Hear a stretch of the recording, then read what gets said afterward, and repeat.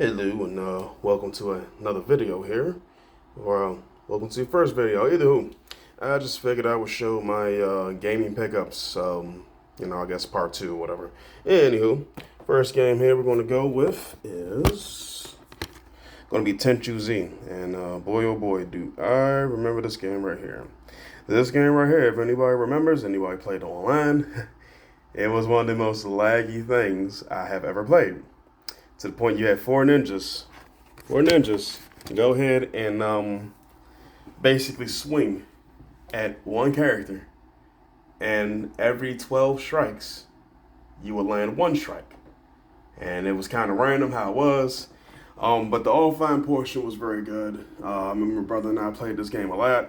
Also, this game is seems to be going up in value as well. I think it's like, I don't know, 27, 30 bucks. Anyway, if you're interested, I would definitely say that you should probably try to get now, especially with the Xbox, store coming down soon. I'm pretty sure there's going to be increased interest on really any Xbox 360 game. So if you want a recommendation, this actually isn't too bad. It's, kind of cheesy and stuff, but, if you want to play it on the Xbox, it's the only Tenchu game on the Xbox, I think. Xbox 360. But anywho, yep, that's what I got there. Next one, Mario Galaxy. And this actually came with a strategy guide too. So, not bad at all. Very fun game. I'm really not much into the motion controls anymore, but this is a good game, and I definitely intend on playing it. I'm glad I have a case, because what I've noticed is a lot of these games, I don't really have a case or whatever. And it makes it kind of hard to find a game. Anywho, getting into the ones I'm probably the most excited about. Got Castlevania, Curse of Darkness. I've said this before, but if you have a Xbox, then I definitely would say the best bet is to go ahead and get the Xbox versions of certain games that you want.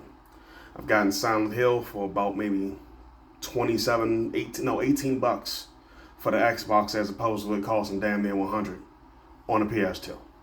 So I would definitely implore that if there's any game that's expensive on the PS2 side that you're interested in, and it has an Xbox version, just go ahead and get the Xbox version. I got this right here for about I think I actually got this for like maybe 13 bucks. This right goes typically, I think, for about 50 on the PS2 side. It's a really fun game. Very much a, nice little, pretty much like a little hack and slash kind of game, whatever. Not completely, but still. Either way, it's a great game. Very much a fun action adventure game, typical RPG elements or whatever.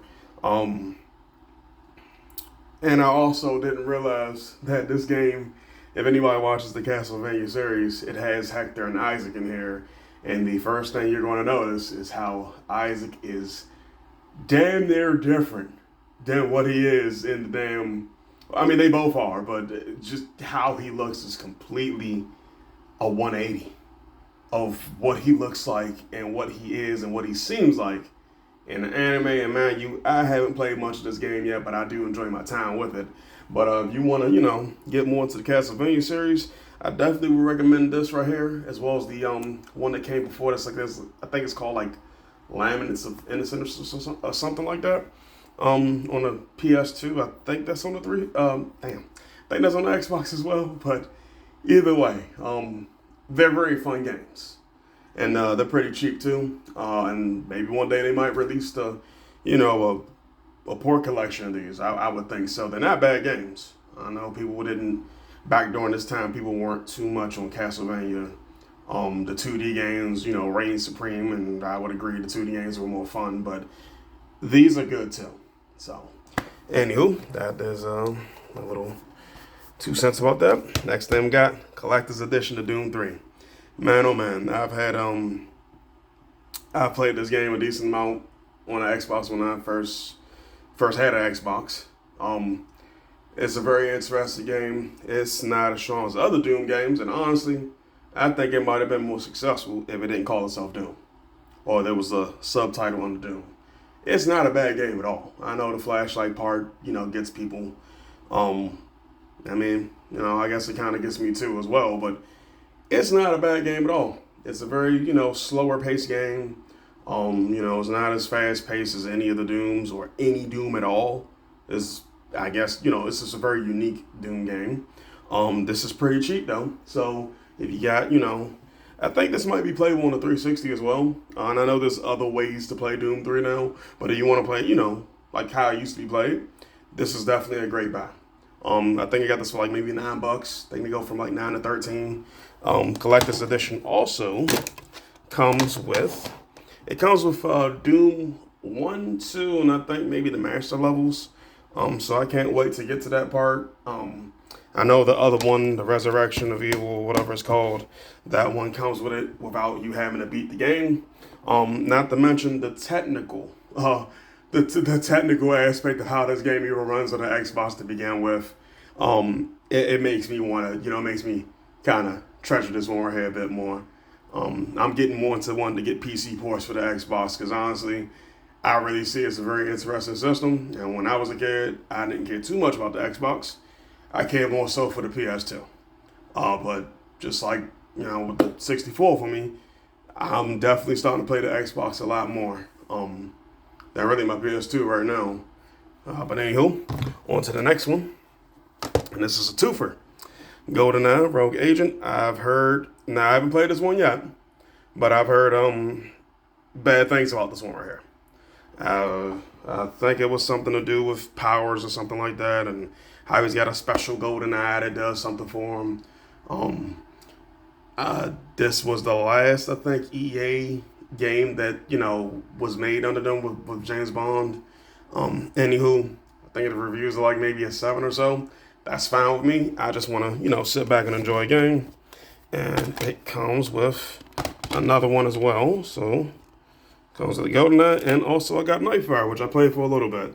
I didn't play much of it, but it is a very fun opening sequence when it comes to playing the game. And it looks like they have special parts that you can kind of like explore around the level, like going over a ledge and stuff like that.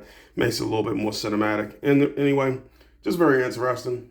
Last one I played was the Agent Under Fire one, and that's the one I played a lot on the GameCube. I think this one doesn't have bots, if I'm not mistaken. And I used to play the crap out of bots when I had the GameCube one for the Agent Under Fire. But anywho, getting down to my last one here. And I have Hexen. Boy, oh boy. I played this game right here a lot when it was on the 64. And watching video of the PS1, because I've never played the PS1 version before. But watching video of it, it's not the best of frame rates that I've seen. But I like playing stuff on the older systems, and this was cheap. They got this actually for like about maybe $1 or $2. This game right here, it's really nice. It's a really fun game. It's really different. It uses the Doom engine. It's a really fun. It's more like a little, lack of a better word, hack and slash kind of, action adventure kind of RPG game. But it really is. Damn, I sound like a broken record. But anyway, it depends on what you play it on. But if you want to be crazy like me and you want to play on this right here, I would be ready for frame drops. If this is anything like Duke Nukem on the PS1, that had very horrible.